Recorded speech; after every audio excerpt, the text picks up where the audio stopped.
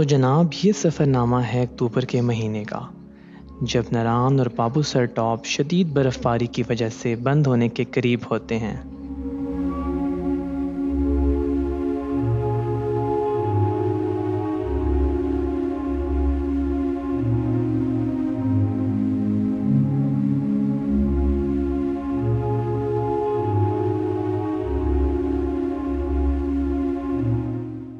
अस्सलाम वालेकुम all and welcome to the north of Pakistan. आज मैं मौजूद हूँ बालाकोट सिटी के अंदर और शुरू करने जा रहा हूँ अपना एक नया टूर। एक सीरीज़ ऑफ एपिसोड्स फिर से आएंगे और इस दफ़ा मेरा प्लान है फेरी मेडोज़ तक जाने का और ब्याल कैंप को एक्सप्लोर करने का। रात को मैं लाहौर से निकला था और एडवेंचर हंटर्स के नाम से टूरिज़म कंपनी है, उनसे मैंने रजिस्ट्रेशन कराई हुई थी। तो और सुबह तकरीबन 7:30 बजे के करीब हम लोग बालाकोट सिटी पहुँच गए थे। और ये जो बालाकोट सिटी है बेसिकली ये 3 लाख लोकल पर मुश्तमिल एक छोटा सा एक वैली है, जिसके साइड से कुनहार रिवर गुजरता हुआ नज़र आता है। और इसकी ख़ास बात यह है कि ये एक पैसेज है जो पंजाब साइड को नारान, कागान, बाबूसर टॉप और गिलगित से मिलाता है। तो जो भी टूरिस्ट जिसने कागान नारान जाना होता है वो यहाँ से गुजर के जाता है, जिस वजह से इसकी जो हिस्टोरिकल एक इम्पॉर्टेंस है बहुत ज़्यादा है हमारे हम ट्रैवलर्स के लिए।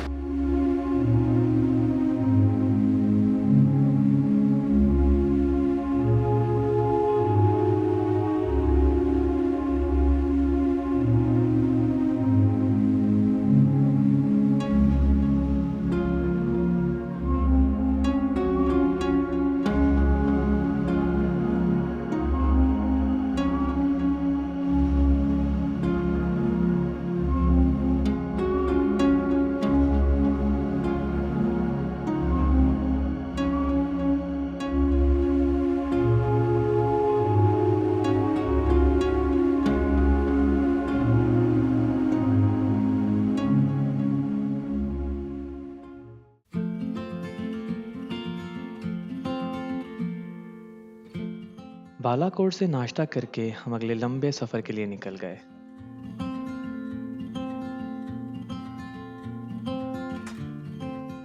इन सब खूबसूरत नज़ारों को हम रास्ता समझ के क्रॉस कर रहे थे, क्योंकि हमारी असली मंजिल कुछ और थी।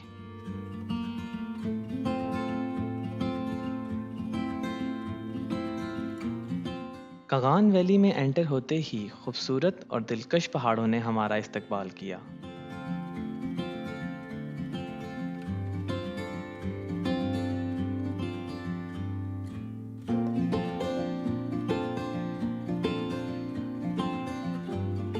ये महांड्री का वो ब्रिज है जो हर सैलाब की नज़र ज़रूर होता है। इसे बार बार तामीर किया जाता है और हर सैलाब के अंदर ये फिर से गिर जाता है।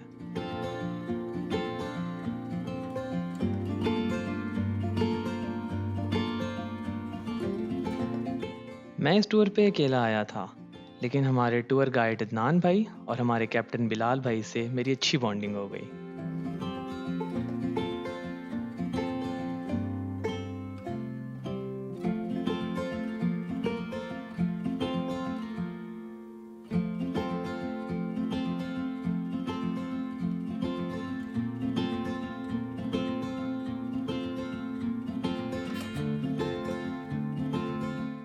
ये है 420 मीटर लंबी सुक्की किनारी टनल, जो कि सुक्की किनारी हाइड्रो पावर प्रोजेक्ट का हिस्सा है। ये प्रोजेक्ट 2018 में शुरू हुआ और 2022 में कंप्लीट हुआ। इससे ना सिर्फ सफ़र स्मूथ हो गया, बल्कि नारान के टूरिज़्म और पूरे हाइड्रो पावर प्रोजेक्ट को भी बहुत फ़ायदा पहुंचा। टनल से निकलते ही जब नज़र पानी पे पड़ी तो वो इस कदर साफ़ और नीला था कि मुझे ऐसा महसूस हुआ जैसे मैं अताबाद लेक के पास से गुजर रहा हूँ।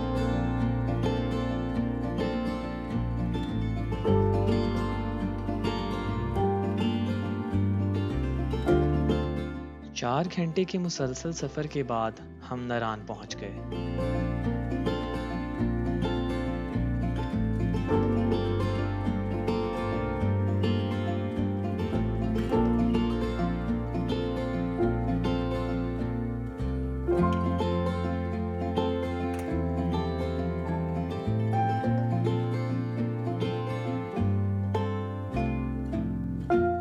नारान से आगे आते ही एकदम लैंडस्केप बदल गया।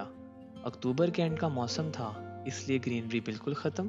पहाड़ सुनहरे और ब्राउन शेड्स में दिखने लगे, जैसे नेचर विंटर की तैयारी कर रही हो।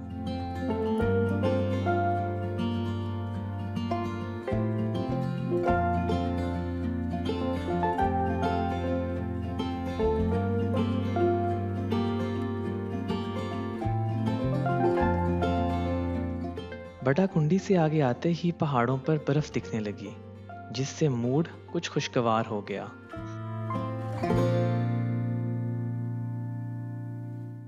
तो फाइनली हम पहुंच चुके हैं मून रेस्टोरेंट बेसल।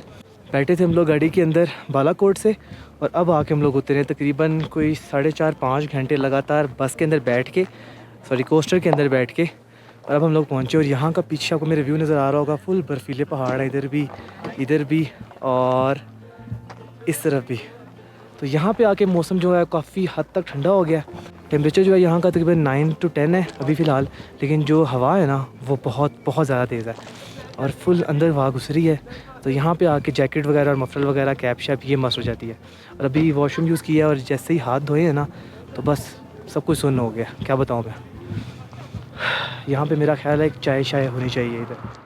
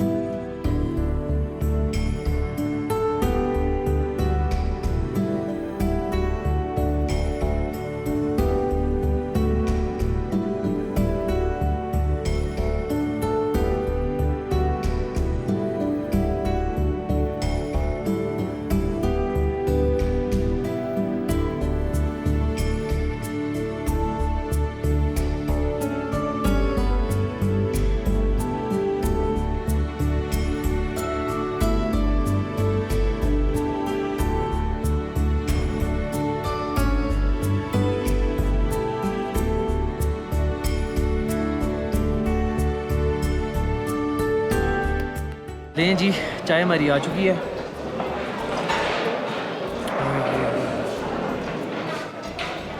ठीक है।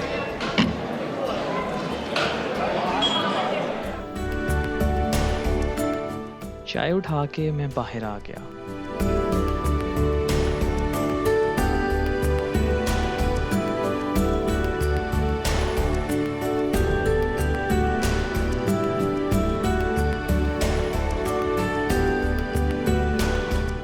इस व्यू के साथ चाय का मज़ा दुगना हो गया।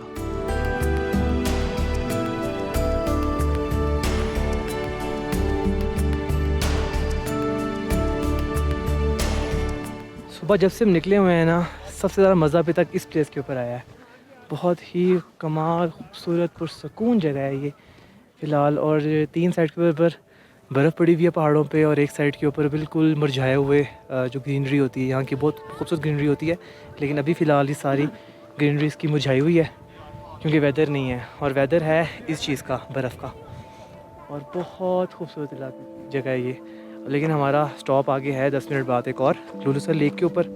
तो अभी फ़िलहाल यहाँ से निकलेंगे और आप लोगों को लुलुसर लेक दिखाते हैं। अक्टूबर के लास्ट वीक के अंदर क्या नज़ारा आता है लुलुसर लेक का। ये है लुलुसर लेक। बर्फीले पहाड़ों के दरमियान ये झील पूरा साल अपना रंग बदलती है। यहाँ से पाकिस्तान के मशहूर दरिया कुनहार का सफ़र शुरू होता है। जिस वक्त हम पहुँचे, ठंडी हवा, खामोशी और नीले पानी ने पूरा सीन सिनेमैटिक बना दिया। बिल्कुल ऐसी जगह जहाँ इंसान सिर्फ बैठकर नेचर का सुकून महसूस करे।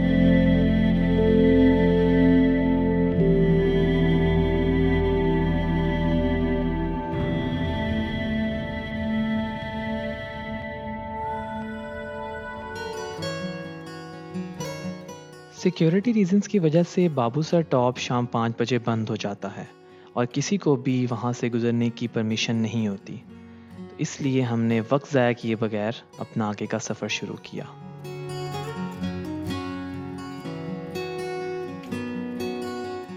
जलकत के बाद चढ़ाइयाँ शुरू होती हैं और पीछे की तरफ टाइगर पीक का खूबसूरत नज़ारा सामने आता है, और हर कदम के बाद ये नज़ारा और दिलकश लगता है।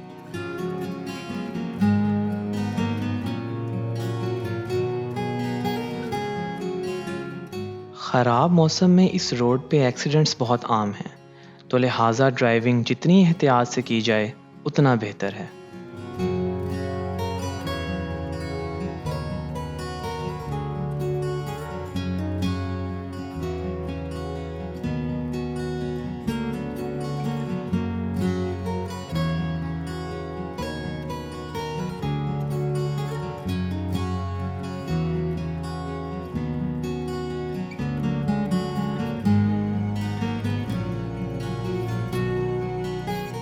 हर मोड़ के बाद हम हाइट गेन करते हैं और बाबूसर टॉप के एक कदम करीब होते जाते हैं, और साथ ही साथ जो इर्द गिर्द के नज़ारे हैं वो हर मोड़ पे हसीन से हसीन तरीन होते जाते हैं।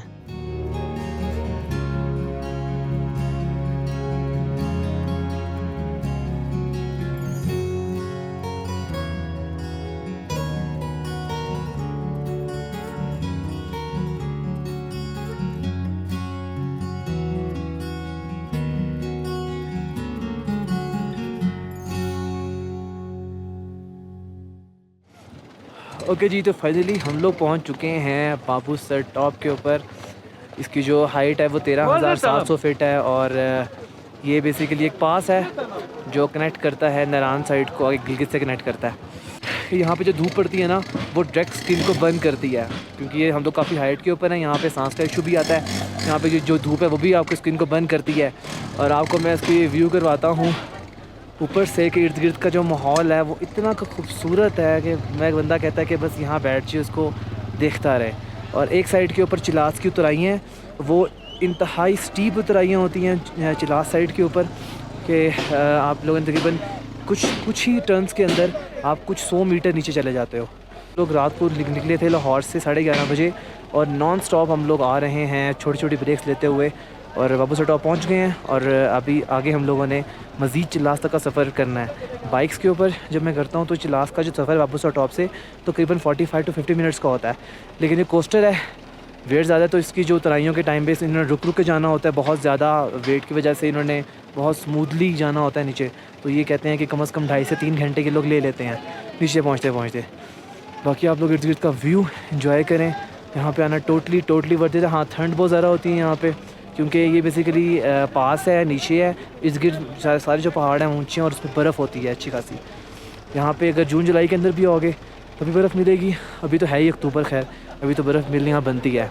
और अभी पिछले मिनट यहाँ पे स्नोफॉल हो रही थी हल्की हल्की, और अभी यहाँ पे धूप निकल रहा है। यहाँ पे क्या ऐसा माहौल होता है। और अगर नेटवर्क की बात की जाए तो यहाँ पे एस्कॉम चलेगा, और जैज़ के छलके फुलके सिग्नल आते हैं, वो भी कंसिस्टेंटली नहीं आते ना, लेकिन एस्कॉम जो है वो यहाँ से आगे थ्रू आउट कंसिस्टेंटली चलता है। आप नज़ारा करें इसका ऊपर से। मैं तब तक कोई कॉफ़ी शॉफ़ी का बंदोबस्त करूं। यहाँ पे कॉफ़ी पीना मस्ट है भाई, बॉडी को गर्म करने के लिए।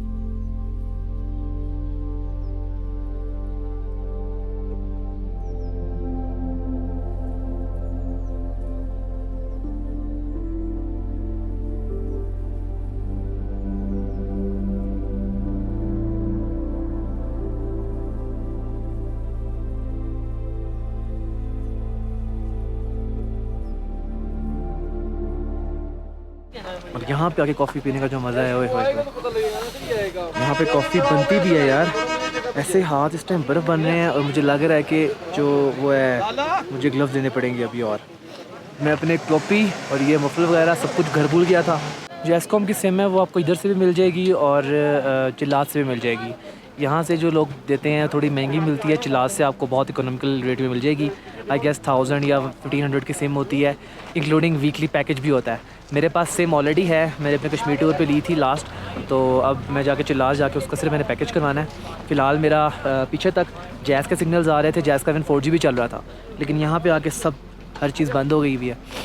तो चिल्लास जाके इंशाल्लाह अपना पैकेज भी करवाते हैं, तब तक कॉफ़ी एंजॉय करेंगे यार, बहुत मज़े किया।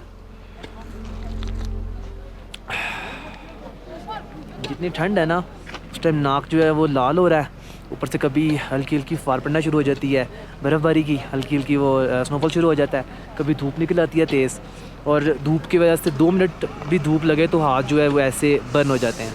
ये वो मुकाम है जहाँ पे हर कोई बाबूसर टॉप आने के बाद फ़ोटो ज़रूर खिंचवाता है। जैसे मेंशन होता है बाबूसर टॉप 13,700 फीट, और ये सब कुछ यहाँ मेंशन होता है। तो हम भी यहाँ पहुँच गए हैं, हाज़िरी लगवा रहे हैं अपनी बस। तो बस अभी निकल रहे हैं यहाँ से, आगे इंशाल्लाह चिलास जाके हमारा स्टे होगा, और मे भी हमारी मज़ीद अभी 2 से 3 घंटे की राइड होगी चिलास तक बाबूसर टॉप से। So let's see how it goes. बाकी अगर आपको वीडियो पसंद आ रही है तो please give it a like, subscribe to my channel and comment down below.